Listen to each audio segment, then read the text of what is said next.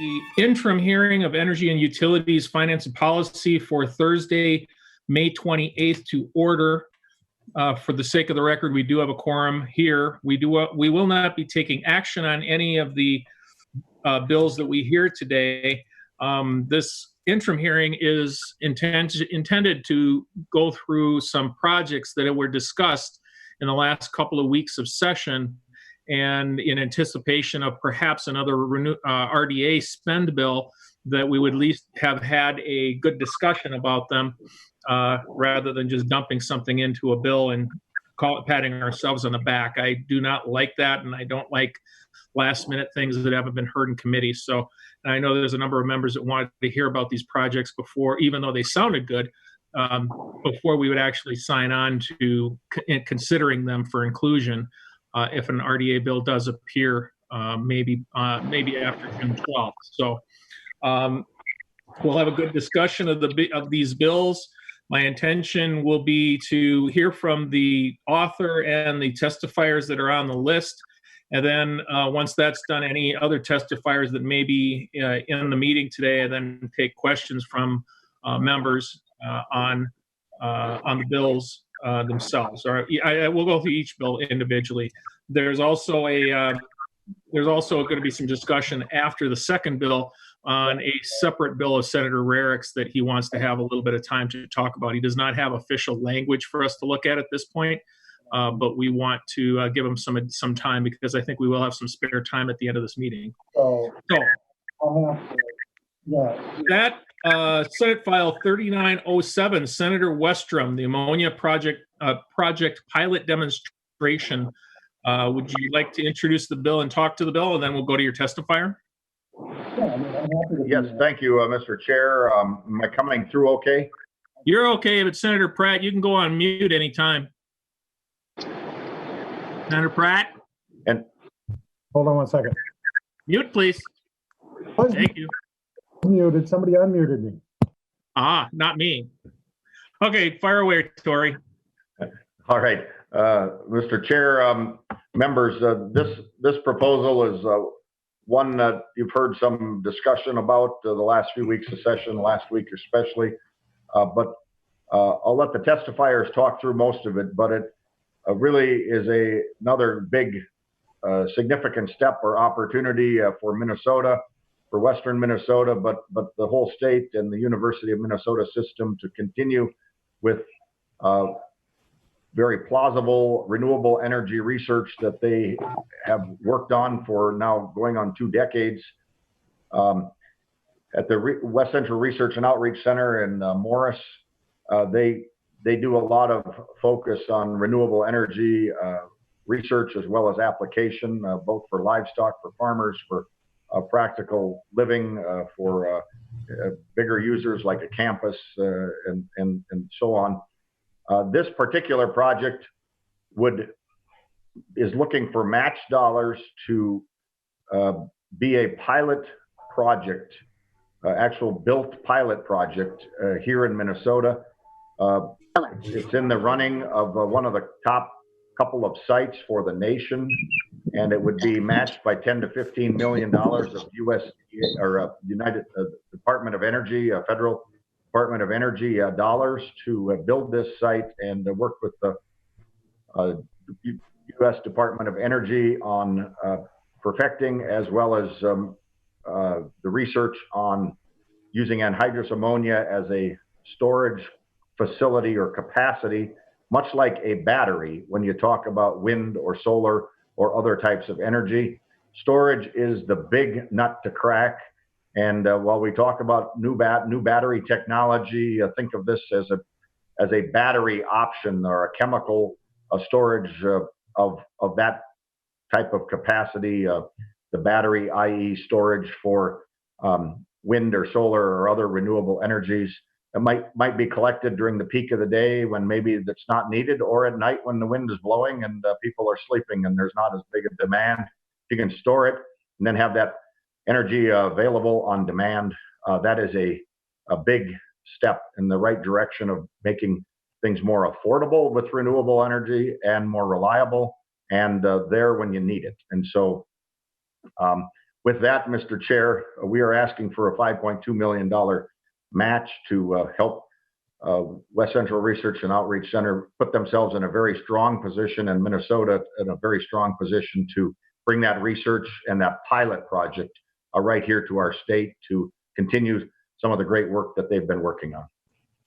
With that, I'll turn it over to Mike Reese, and he's the director, and he's got, I think, one other testifier to tell you more about the project. Mr. Reese, will you introduce yourself for the record and begin your testimony, please? Yes, thank you, Mr. Chair. Again, my name is Mike Reese. I am the Director of Renewable Energy Program at the University of Minnesota West Central Research and Outreach Center, and I'm joined by my colleague, Professor Prodromus Diatidis, who's with the Department of Chemical Engineering and Material Science. Of course, right when I start when Senator Western started his presentation, the lawnmower started going outside my window, so I apologize for that if that came through, but I think I've taken care of that. I'm going to be working off a few slides. I believe that you should have received that from the committee assistant. I want to lead off by saying that, as Senator Westrom said, we've been working on this for quite some time. Back in 2003, we had the idea that it would be an elegant concept to be able to take wind energy and produce anhydrous ammonia using that wind energy. Basically use the wind energy to electrolyze water to form hydrogen, pull nitrogen from the air, put those together to form NH3, which is anhydrous ammonia. And we use a significant amount of anhydrous ammonia across the Midwest for nitrogen fertilizer for corn production, as well as small grain production. And so that's where we started from. And we established a pilot plant back in 2013 to produce anhydrous ammonia using conventional technology. And we've learned a lot from that process. In the meantime, the Department of Energy and others across the globe started looking at anhydrous ammonia as an energy storage medium for renewables such as wind and solar PV. And so that's where we're at right now. The university has developed intellectual property to make that process more efficient. Currently, ammonia is the second most transported chemical in the world, and it's usually produced using natural gas at this point and getting the hydrogen from natural gas. And in order to do this with renewable energy, it most likely will need to be at a smaller scale. And so that's where the university's technology comes in. We're able to make that process much more efficient and produce it at a much smaller scale. And we think it'd be getting close to at least being cost competitive. If you look at slide 2, you'll see where our facility is, the Research and Outreach Center in Morris. In the upper right corner is, in the center, you see the ammonia molecule. It's one molecule of nitrogen, 3 molecules of hydrogen. So it's a hydrogen-dense chemical. And we use wind power to produce it, and we can use it for fertilizer, fuel, and energy storage. If you look in the lower right side, this is a graph from the Department of Energy. The benefit of ammonia is that it's cheaper than the current battery technology, and you can also store it for longer periods of time. And that's really why we're pursuing this. And this is done through a program called U.S. Department of Energy ARPA-E Refuel Program, of which we have a current project, $2.9 million project to refine this technology. Benefits for using ammonia as a regional scale energy storage source. We can provide both distribution and transmission scale energy storage. There's a wide range of fuel uses. Could be used in gensets, turbines, fuel cells, and also could be used for thermal energy. We have seasonal storage capabilities with the anhydrous ammonia. It could be used for grid stabilization. It's a readily dispatchable generation capacity. So when you think about the other use for anhydrous ammonia, which is fertilizer, utilities' peak load months and the peak fertilizer months are opposite. So utilities call peak fertilizer season their shoulder seasons when they don't need as much power. And so it fits very well within this system. We can enable utilization of excess generation of wind capacity and solar and nuclear power. At times there are negative pricing and low price power on the MISO system. You can use that power to generate ammonia. Provides emergency backup outside traditional energy sources. I like to point out the polar vortex. We're getting a situation where natural gas is both used for electric generation and thermal generation. But we have this large supply of anhydrous ammonia sitting at that point in time, at those points in time, and that could be used for producing electricity when needed. And there's flexibility between renewable and non-renewable generation. We have significant amounts of ammonia storage in the state, so we could use that brown ammonia when needed. And similar to the grid, we could introduce green ammonia when and if it's viable moving forward. Again, there's multiple avenues of synthesis. We can produce it with electricity. We can produce it from methane from manure, gasification, or through traditional methods. Large-scale ammonia storage is already in place. I'd like to say that a third of the battery is already built across the state. If you look at the picture, I'm showing you a picture of CF Industries Glenwood Ammonia Terminal. Has a capacity of 60,000 tons of ammonia. And with that ammonia, you could produce approximately 111,000 megawatt hours of electricity. And if you look at the map, the yellow stars are where these facilities are located in Minnesota. You have one at Barnesville, Glenwood, Murdoch, Rosemount, in a very high energy area next to Flint Hills. And then again, have storage facility down in Vernon Center. So one idea is that we could install a turbine or a genset at these facilities and use those for storage when they're not needed for fertilizer. I'm going to turn it over to my colleague, and I'll let Professor Diatidis introduce himself. Please introduce yourself for the record. Thank you. Thank you very much, Mr. Chair. My name is Prodromos Diatidis, and I'm a professor and executive officer in the Department of Chemical Engineering and Material Science. I've been working with Mike for the last 5 or 6 years. It's been a true pleasure getting to know the major innovation that has taken place at Morris. And my research group is looking primarily at optimally designing more efficient ammonia synthesis processes. It's also looking at regional deployment so that we can optimize the entire supply chain, and also in the economics of ammonia, both in the agricultural sector, but also as an energy medium.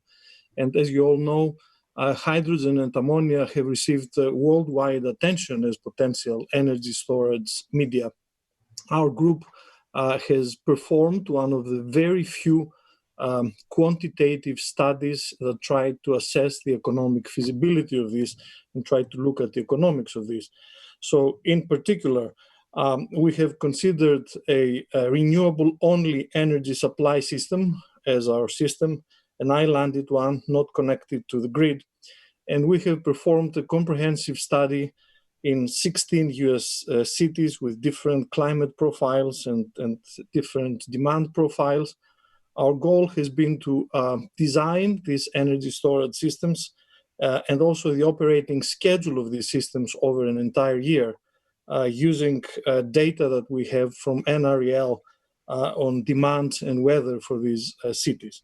So what you can see in slide number 5 is some representative results for 3 such cities, including Minneapolis.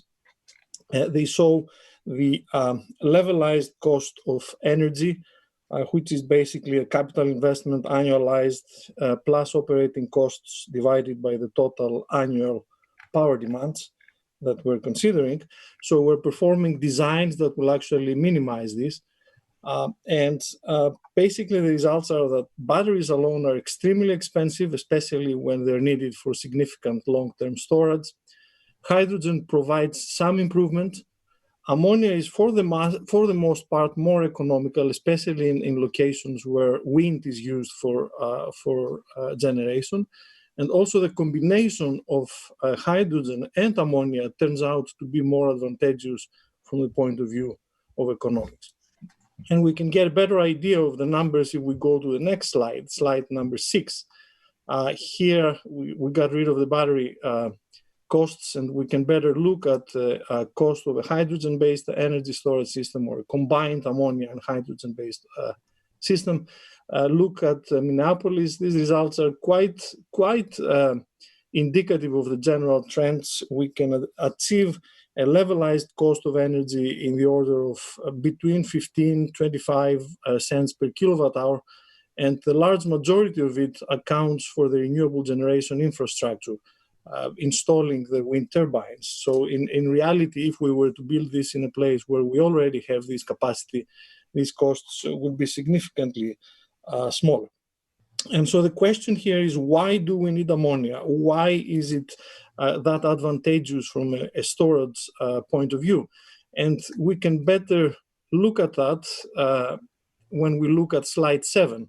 Slide 7 shows profiles over an entire year of energy storage and power generation, both for hydrogen and for ammonia, ammonia with gray and hydrogen with maroon. And as you can see here, this is the main advantage of ammonia. It's extremely efficient when we look at seasonal storage over a long time horizon.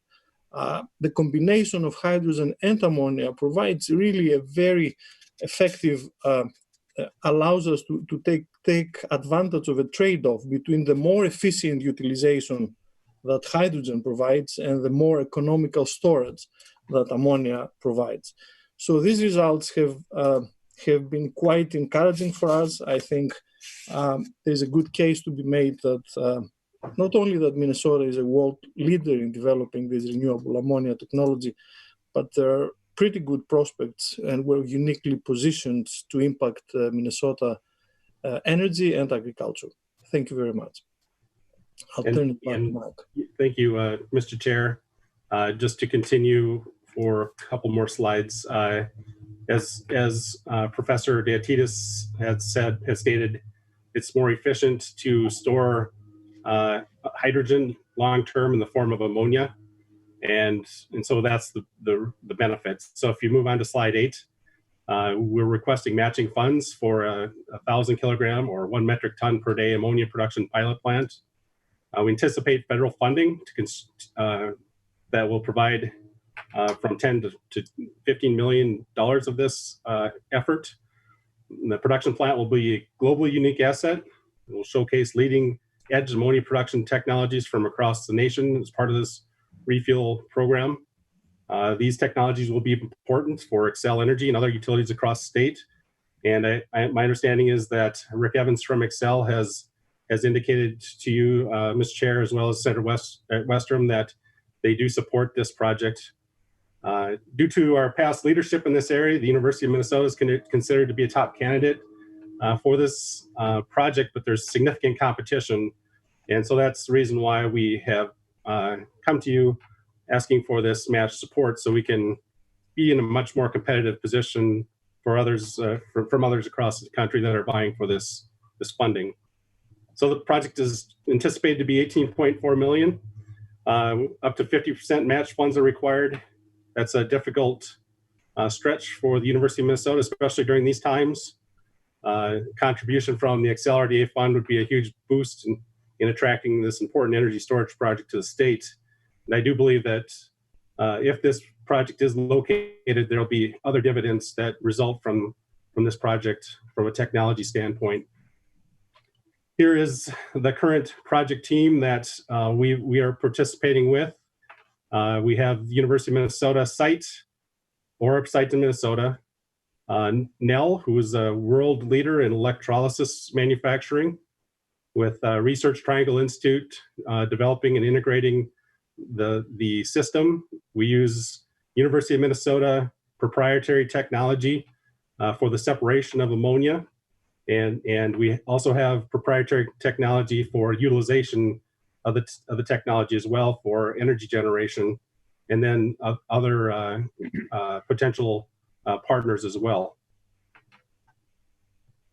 So in conclusion, I believe this is a very important project for the state of Minnesota. We want to bring it to Minnesota. It doesn't matter if it's at Morris or someplace else in the state. I think we've been in a leadership position. thanks to past support from yourselves, especially Senator Westrom, and we want to continue that. And we do enjoy support from Xcel Energy as well as other utilities in the state, such as our local REA, Runestone Electric Association. So thank you very much, and look forward to your questions. Thank you, Mr. Reese. Just for members' consideration on this, I did have a discussion directly with Xcel and Rick Evans yesterday. He did indicate the support that Xcel Energy has for this. This project technically would be based outside the ratepayer area. That is something that we always have under consideration when we're looking at RDA projects. Question for Mr. Reese.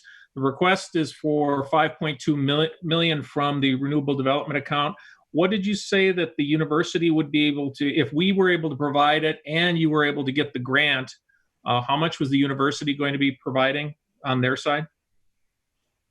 The university will make up the difference, whatever the university's share of the project is. And I think we would make good use of $5.2 million. If there's a desire from the committee to go to a lower amount, the university would need to make up the rest of that amount.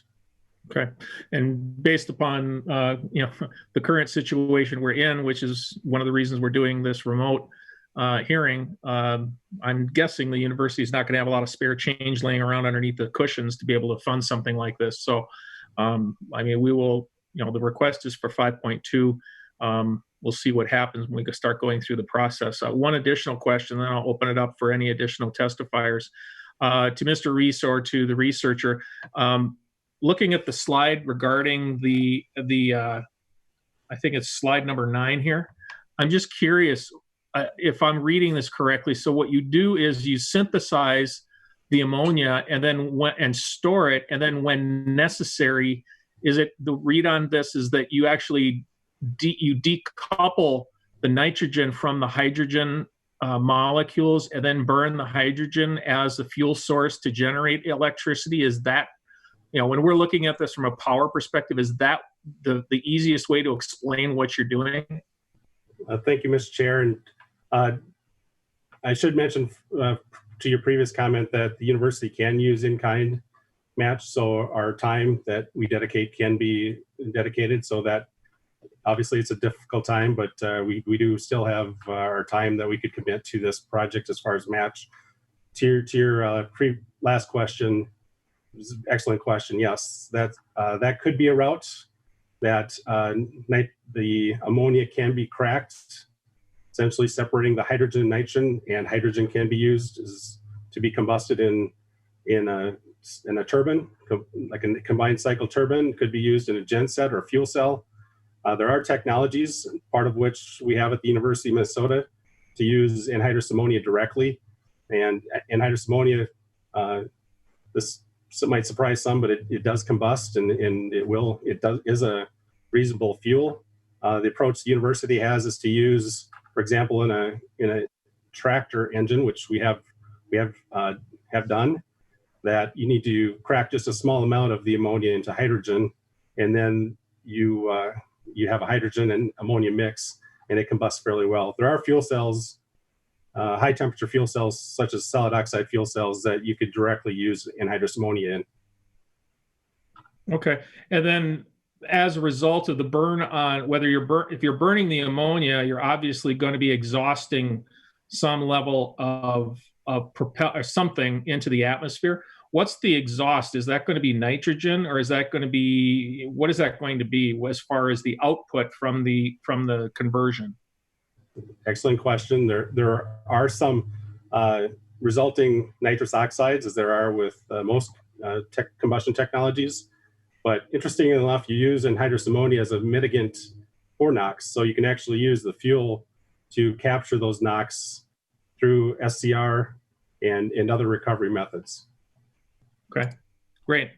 Are there any other testifiers that would like to speak in favor or against this that are in the meeting here today? Raise your hand if you would, please.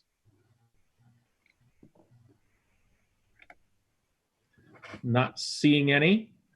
Oh, here we go. We'll start with senators. If you have questions regarding this, Senator Marty has his hand up. Senator Marty. Thank you, Mr. Chair, and thanks for the hearing. I had a question about I'm thinking, and I'm not good at number of years, but I'm thinking 5-7 years ago, I think it was Renville County had some pilot project where they were going to be using wind turbines to create ammonia. And at the time, I was assuming it was for fertilizer use, not for energy use. Was University of Minnesota Morris involved in that project? Is that still ongoing? Mr. Reese? Thank you, Mr. Chair. And we were not directly involved. Tour our pilot plants. And I think the challenge has been that when you're looking at fertilizer, the cost of producing conventional anhydrous ammonia is very low now because of the natural gas prices. But when you compare using ammonia for energy storage, and you're comparing against battery technology, in renewable produced ammonia is very cost competitive and significantly lower at this point in time than battery technology. So I think that's the issue that the Renville group had.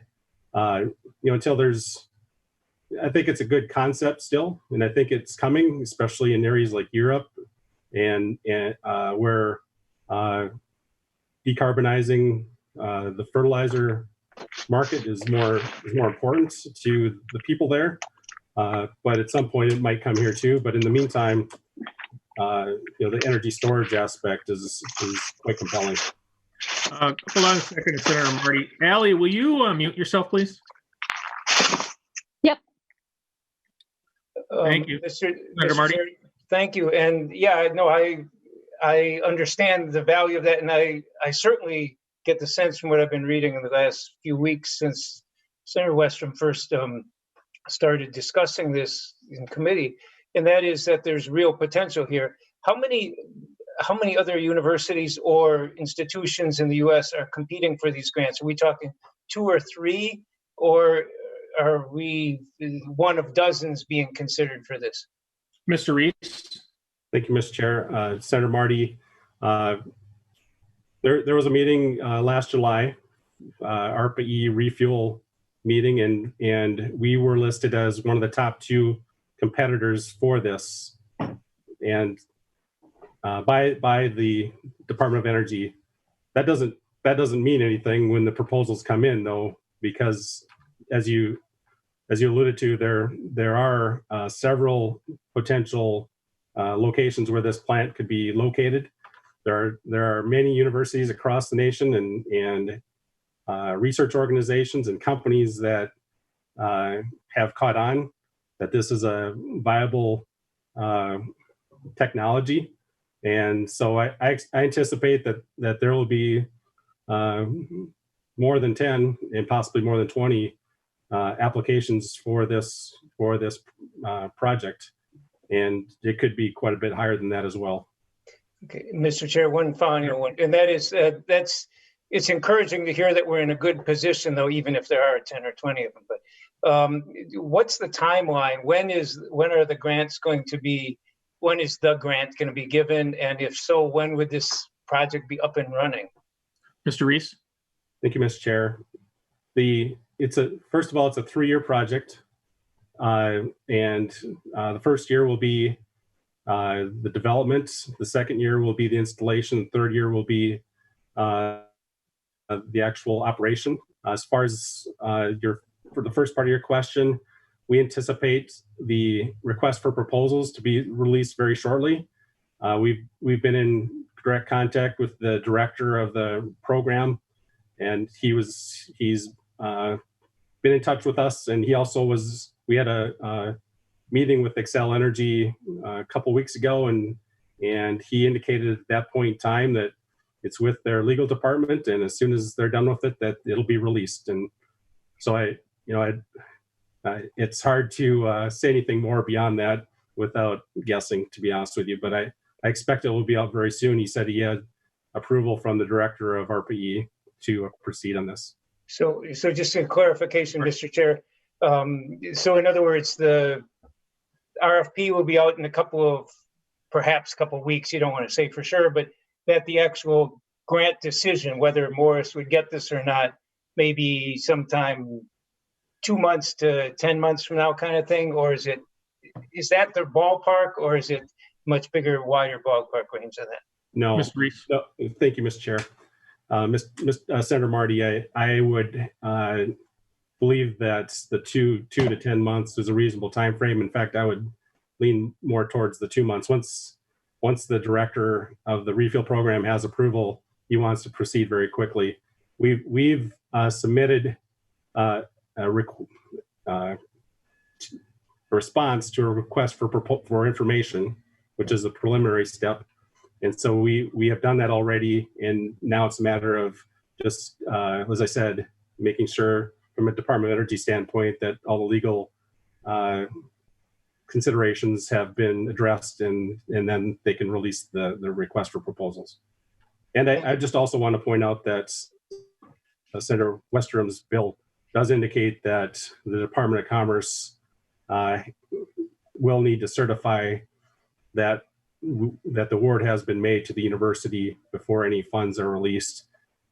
And just one other thing, I think the time frame is very important for this.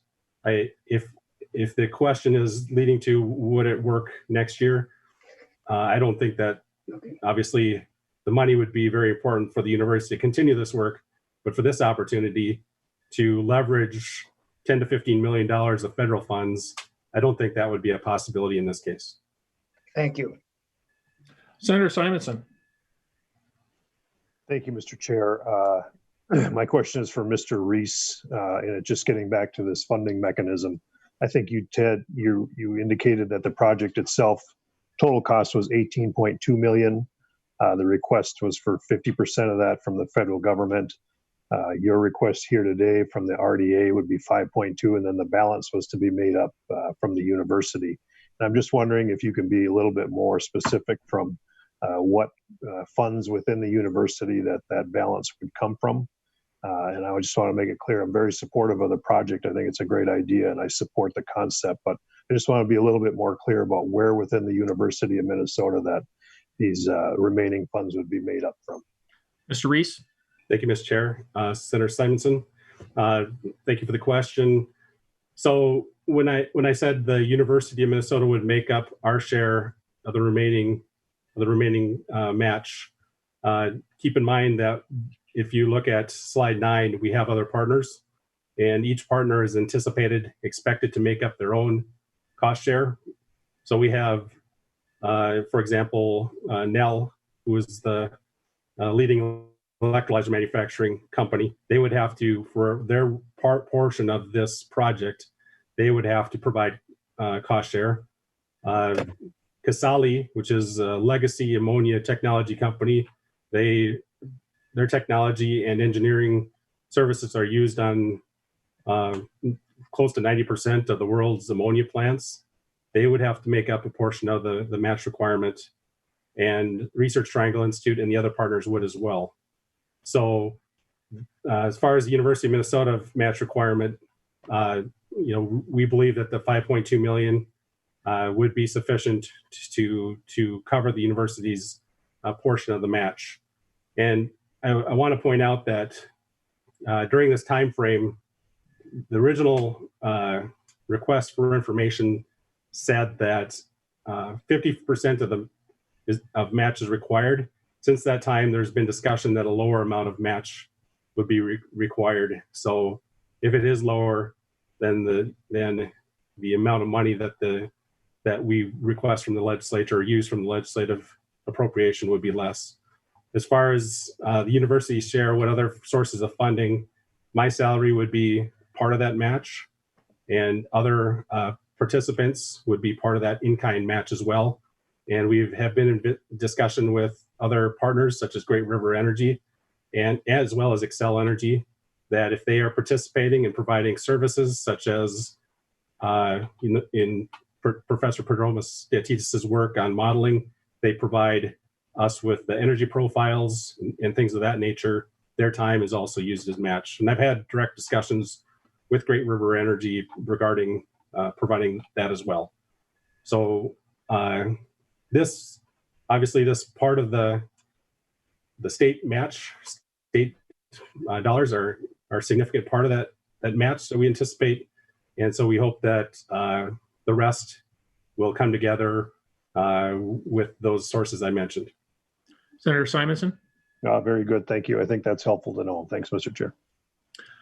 Senator Senjem, you had your hand up and you took it down. Did you still want to ask a question, Senator Simon or Senator Senjem?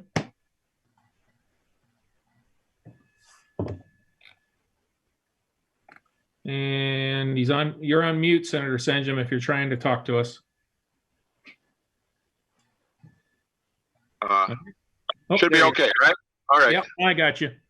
Thank you so much, Mr. Chair and members, and certainly our guests. Let me just offer a quick comment. I've gotten to know Mike Reese pretty well over the last, 5-6 years. And I would say if we're going to grant money to anybody, that organization out at Morris with Mike Reese is a quality operation. And I would have no hesitation about doing this from the standpoint of good work and quality of person. They will work hard if we do this, and I know that. A couple of questions are just a technical one, and we don't need to get too deep, but I'm sitting here kind of wondering why anhydrous ammonia instead of hydrogen? Why wouldn't you just capture hydrogen out of water, so to speak, electrolysis, compress it, store it in a liquid, and have that be your battery, as opposed to going through the ammonia sequence? Is it stability? My suspicion is because you can store 3 atoms of hydrogen with, so that's a larger volume of storage.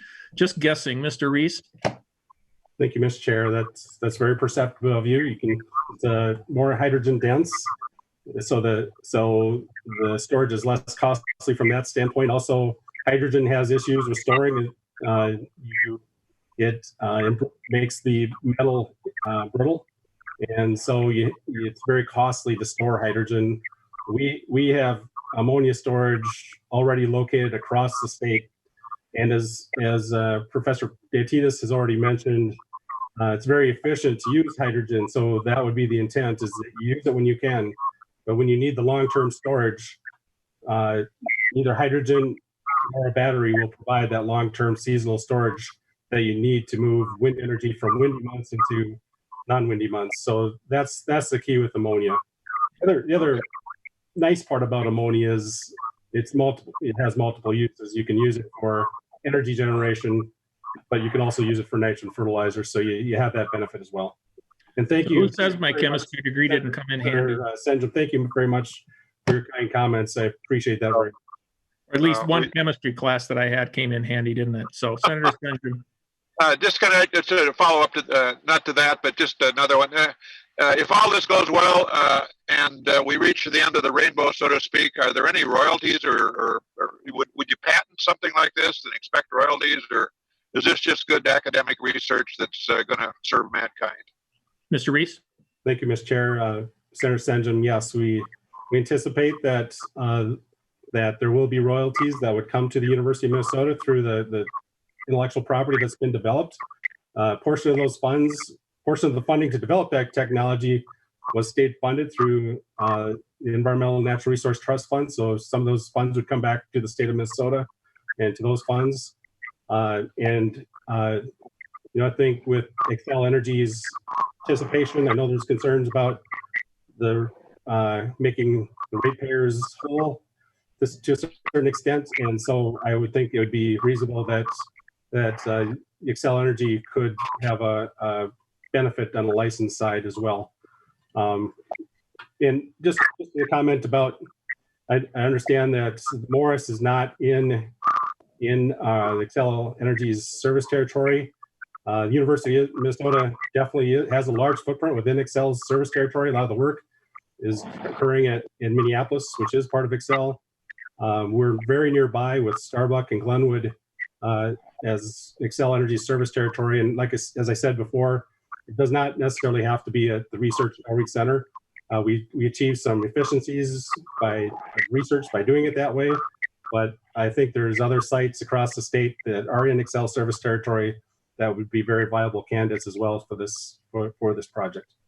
And Mr. Reese, that doesn't prohibit anything. As a matter of fact, we have a nasty habit of spending a lot of money outside the ratepayer area. Senator Simonson will cop to that one. So it's not something that we normally. Oh, and Senator Thomas Oni will hear in a few minutes too. That isn't necessarily a deal killer, but something we do in this committee when we're talking about the renewable development account. Always keep an eye on that. It needs to be something that's more global that would help the Xcel ratepayer area, at least tangentially. So, Senator Senjem, any additional questions? No. Thank you, Mr. Chair and members, for indulging me. And you are hands-free, right? I absolutely am. Not even driving. Okay. Any additional questions from members? Mr. Chair, I'm autonomous. Okay. Mr. Chairman, that's going to be the next bill. We're going to have to wear seatbelts while we're in committee. Well, let's stay away from new law, okay? Any additional questions from members? Very good. Thank you, Mr. Reese. Thank you to your additional testifier, and we will consider it for future inclusion, depending on if we have another RDA bill or not. So Thank you, Chair. sir. Thank you, members. Thank you, Mr. Senator Westrom. Thank you for coming. Thank you, Mr. Chair and members. And the next bill is Senate File 4143, Senator Thomas Oni, Mountain Iron Economic Development Authority. Please introduce your bill and provide us some your testimony towards this bill. Thank you, Mr. Chairman. And I think Senator Westrom signed off, but I should say that I'm grateful to him for carrying the water for the last 4 attempts to amend your bill, Mr. Chairman. And He's still here. He's still here. Okay, there he is. And I appreciate your patience with us. But and the two projects actually fit together pretty well. But I should point out that, Mr. Chairman, that one of the projects in your bill that just passed was also not in the service territory of Xcel Energy. So we're all in this together. But and I also think that what we're doing here is a very appropriate use of the renewable energy account. This is a $3.8 million request from the city of Mountain Iron to expand the city-owned Hellion solar manufacturing facility in Mountain Iron's renewable energy industrial park. And the renewable account, as you know, was designed to expand the use of renewable energy in our state, and this grant is precisely targeted to do just that. And the solar plant in Mountain Iron should be part of that story. We are, as you know, the only solar panel manufacturing plant left in the state.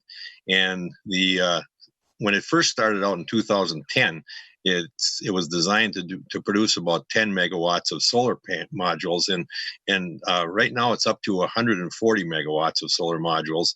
And the factory is currently running with 2 shifts per day due to social distancing, but they plan to get up to 3 shifts a day and employing over 100 people, which is a huge success story when you think about it. And it's one of the things that we've been striving to do on the Iron Range as far as diversifying the economy has been concerned. And the fact that this is the only solar panel manufacturing plant left in the state speaks volumes for the success of this particular plant. What Hellion wants to do is they want to increase production at the Mountain Iron plant once again, and they have a plan to have the city expand the manufacturing footprint of the building and to build inventory storage space.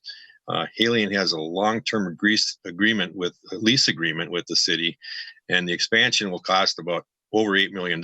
So the city will match the $3.8 million grant with other resources to achieve the expansion. And so to that end, Hellion is once again prepared to invest millions of dollars in the new manufacturing equipment representing the state of the art in solar manufacturing.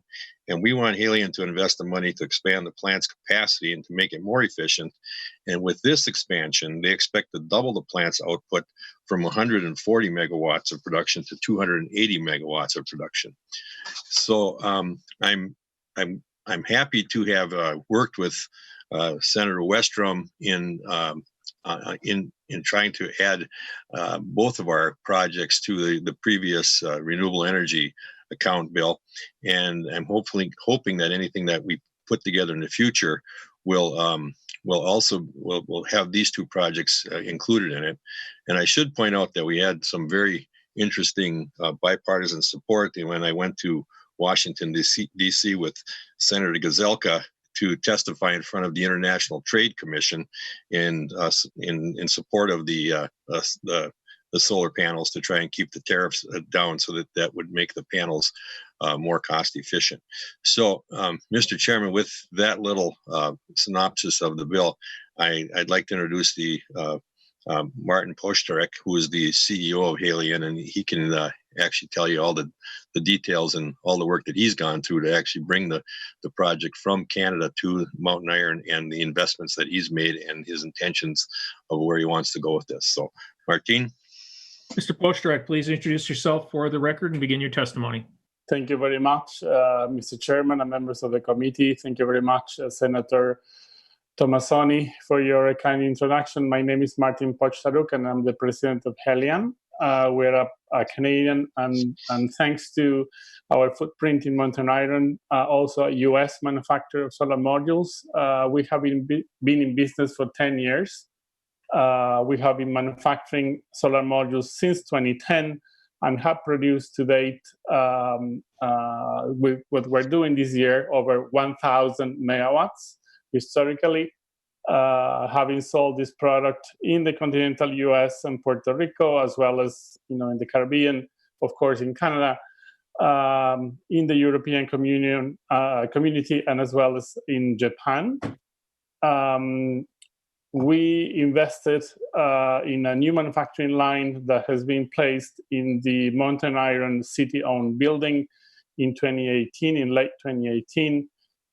In 2019, we paid $1.75 million worth of payroll. Payroll in 2020 is going to be closer to $2 million. So you can see how the money that we are requesting to go to the city of Mountain Iron to build the building comes back to the community just in 2 years. So we're proud of our workforce, and we pay competitive wages with benefits. And we're proud to emphasize employment of individuals who are seeking a second chance in life after struggles. So we were working on 3 shifts. We made an investment in automation in March. We were caught into this, COVID struggles. As Senator Thomas Oni said, we're working on 2 shifts now, going back to 3 on June 22nd. We are using a building that was designed for a smaller factory. We're using a tent as temporary warehouses already for 1.5 years, or something that we thought was going to be for 1 year. And we're also renting a warehouse in Minnesota, in Minneapolis, so which is inefficient and costly. So our intent is to have the possible availability of this new building, which is going to be around 35,000 square feet. And we're working on designing the next manufacturing line that will be installed in 2021. So when we talk about working capital, we have right now $35 million worth of working capital in our to basically manage our operation. And in terms of economic development for the city and the region, if you consider that it is at least twice the payroll, we can say that in 2020, that direct return to the city and the Iron Range is over $4 million. We are a small manufacturer, right? So as Senator Thomas Oni said, our US capacity is 140 megawatts in a market that is 100 times larger. So we can sell our manufacturing capacity over and over. That is not and has never been a problem. And we are not focused on any particular region of the country. We sell all over the country. And in terms of technology, this morning, the scorecard of the most stringent laboratory, third-party laboratory in the US was issued, and Hellion is included, which is from point of view of bankability, which is what banks would consider when lending for projects that use our modules, we are on the top tier. And Bloomberg New Energy Finance, as a assessor of bankability, it has included Hellion as a tier 1 producer since Q4 of 2015. This is a quarterly assessment, and we have been included on it every quarter since then. The last one was issued on May 20th of 2020, a week ago, and we're included on that one too. So I will thank you for your questions. Thank you, Mr. Chairman, for consideration of SF 4143. So thank you, Senator Thomas Oni, for your sponsorship. I would like to add, to finalize, that this bill is crucial for Hellion to expand its American-made production and also to continue to compete against foreign competition, which is primarily Chinese. Thank you. Senator Thomas Oni, I will admit this is the first time I haven't seen you with your shadow, Gary Cervanek. He's not here today. Don't worry, he's paying attention. Or as I call him, the Pit Yorkie. He actually likes. I have a hand up, John. He likes that name? I think he does. All right, well. I have a hand up, John. Hey, it's John Hoffman. How are you? Oh, you're being mysterious. Okay, Senator Hoffman. I'm my office is on University in Snelling, and I decided to take the call from my secondary office, which is up in Vadnais Heights. So I'm on my cell phone, and it only came up as my first name. So I have no desire to go down to the Midway today. So I like this.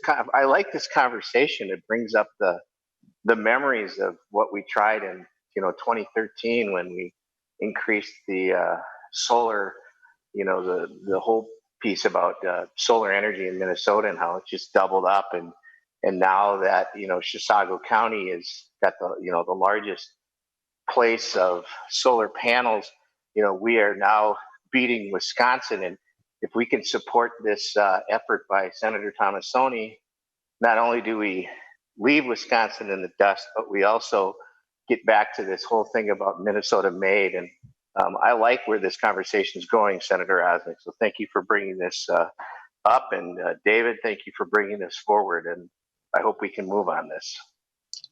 Thank you, Senator Hoffman. Appreciate it. Any additional comments and questions, members? Is there anyone else that would like to testify in support or against the bill? Seeing none, Senator Thomas Oni, any last words? No. I just want to thank you, Mr. Chairman, for holding the hearing.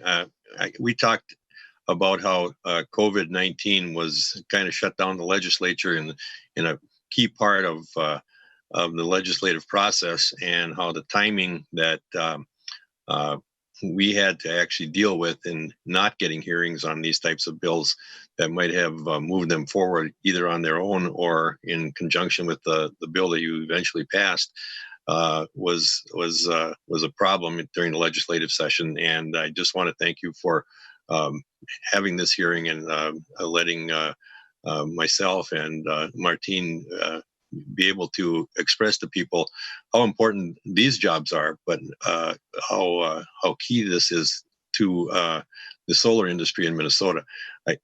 Many of the panels will definitely be sold in the Xcel service territory, and the fact that the Hellion is doing something that is very, very unique in hiring people who have had a really hard time getting jobs because of their criminal records, and giving them a second chance. And the success that they've had with the people that they've hired is something to be commented on, and to be people should understand that these people need jobs also. And the fact that they're willing to do it, and the fact that they're having success is it says volumes for the people who run the factory itself. And we're talking about the locals, right? So it's the team of women that actually, are in the managerial positions on this factory. So we're not talking about me.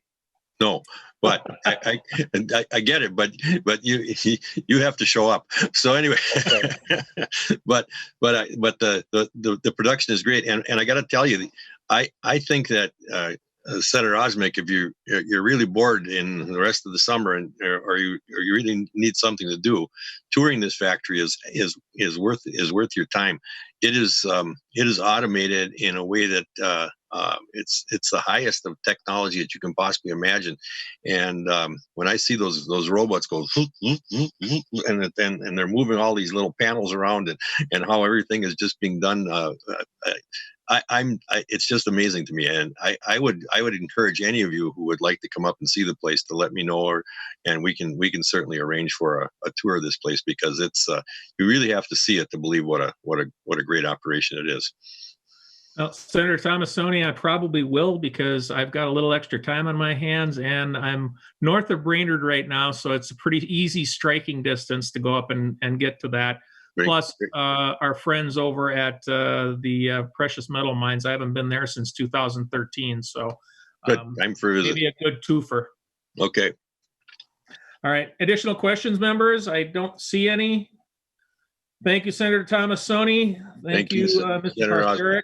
You're very welcome. Last on the list is an additional item that Senator Rarick wanted to have a brief discussion on. Senator Rarick. Thank you, Mr. Chair. And this is a concept maybe a number of members haven't heard a lot about. At the beginning of session, I was working with Senator Westrom and also with Senator Pratt. This is a program right now that's in the Ag Bill. Maybe members remember about 4 years ago, we did a bio incentive program to encourage Minnesota businesses to invest in the bio industry, and that if they met certain criteria and brought a product to market, they would then receive incentives from the state. When that was first proposed, we were told that this could be upwards of $20 million a year that companies would be qualifying for. Last year, I was working with a couple senators, but then also Representative Sundin and a few other House members to make people aware that they were going to be in need of about $10 million this year to meet the requirements or to meet what was going to come in requests that companies had met. We were only able to put $2.5 million into that. So this year it did come to fruition. There's about $9.5 million that is going to be qualified for this year and next. So we are short. And with the surplus, we were looking at trying to get that added into ag and supplement the program. We all know what has happened since, and we are trying to figure out a way that we can make good on our promise to these companies. There's about 11 or 12 right now around the state that they received their first quarter funding. They're only going to receive about 40% of their second quarter funding, and there will be none available for the third and fourth quarters. So what this bill is looking at, because we know there's no general fund money available, and because we know that all of the RDA is not going to be used, this would be not asking for an RDA expenditure, but asking to be a loan from the RDA to make good on these, because it is a very, very compatible program to what the renewable development account is, because the bio incentive is so focused around bringing these industries, that bio industry, to market. And I guess the reason Representative Sundin and I have become so involved in it, because a company in Cloquet got very involved, made big investments, has retained a number of jobs because of that.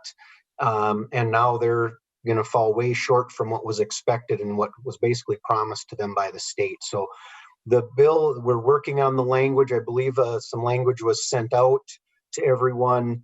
that would appropriate $5 million from RDA this year and $5 million next year to help allow the companies that are not being made whole from those promises to be compensated.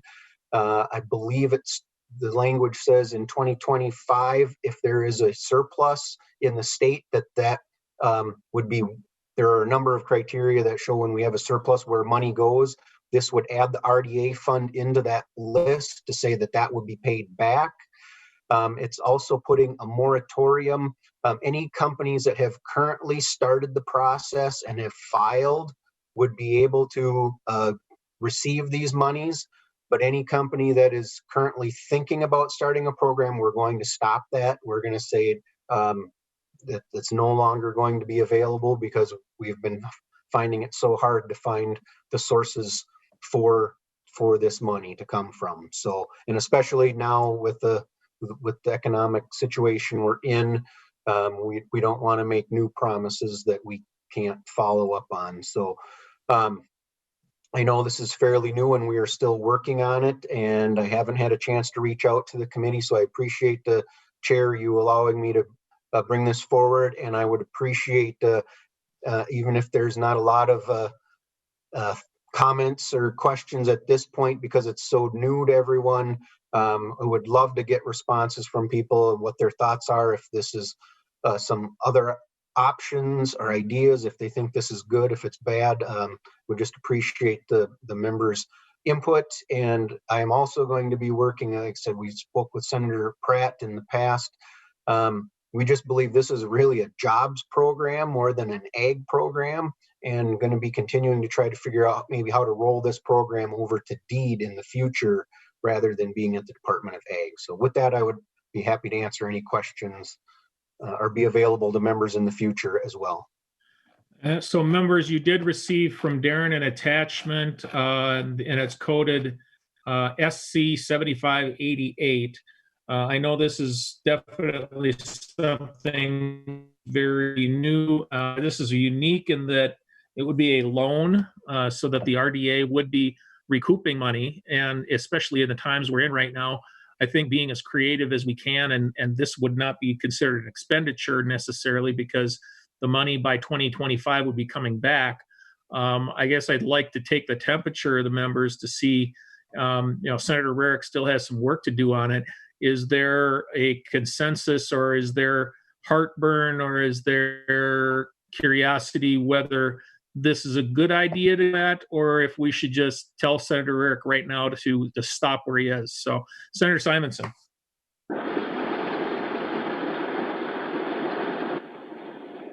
Senator Simonson, you are, now you're not on mute. Thank you, Mr. Chair, and Senator Rarick for bringing this forward. I think, as you know, I'm familiar with what you're trying to do and what we're trying to accomplish down in Cloquet, and I'm obviously supportive of the concept. But my question is, as this thing comes together and Senator Osmek puts together a global spending bill, what's your conversations with the other body in terms of their receptiveness to this idea? I'm just curious about that. And I know I've talked to Representative Sundin a number of times. He's obviously in support of it, but there are others that I'm just curious where we're at in those discussions. Senator Rarick? Yeah, thank you, Mr. Chair, and Senator Simonson. A lot of the actually original discussion, Representative Sundin and Representative Long have been working on this together. And I believe they're getting, Representative Wozgenius is close to being receptive. She's a little bit unsure at this point from my understanding, but Representative Long and Stevenson and some others are very supportive and trying to help Representative Sundin make the language work in a way that Chair Wozgenius would accept. Senator Simonson? Thank you, Mr. Chair, and Senator Rarick. Just a follow up to, and I think we can all be helpful in moving that conversation forward, but just curious where we're at in terms of administration, MMB, have they weighed in on this concept and their opinion on the language, at least the draft form that you have there, where they're at? Senator Rarick? Thank you, Mr. Chair. And we have not had the opportunity to speak with MMB on this new concept.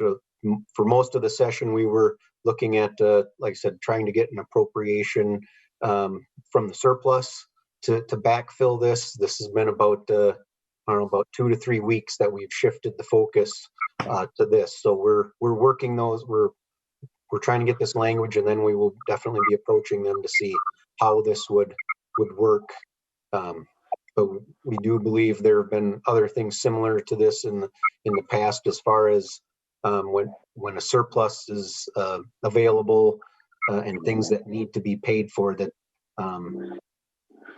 and that's what we're working on with the language to verify that this would put it in line to say that if and when we have a surplus again, we would make those payments back to make that program whole. Just a final follow-up. Senator Simon. Yeah, just final. And just in respect so that everybody's very clear where you would fall in that hierarchy of paying things back, it seems to me that you would be at the end of that line, right? Because there's other things that are required to come out of the surpluses, and we'd be at the bottom with this proposal. Senator Rarick? Yeah, Mr. Chair, Senator Simonson, correct. Yep. Senator Senjem. I would just note, excuse me, I would just note that that I'm okay with this. This is not a hesitation. I would just say that, you know, we're probably not broke yet. It's a matter of when we're going to be broke officially. My preference would be, you know, as long as we have some money in the till, that we ought to live up to a promise out of the general fund. But if that can't work, certainly I'm okay with this. Thank you, Senator Senjem. Any other comments from members? Because I'm going to take an informal poll on the 3 issues that we've had here today to sort of get the temperature. If I do get a contact from Commissioner Kelly and Representative Wagenius, I just sort of want to get a feeling before I start negotiating things, if it does come up. How does everyone feel about the Western project? Is this a, you know, you can raise your hand if you think it's a go.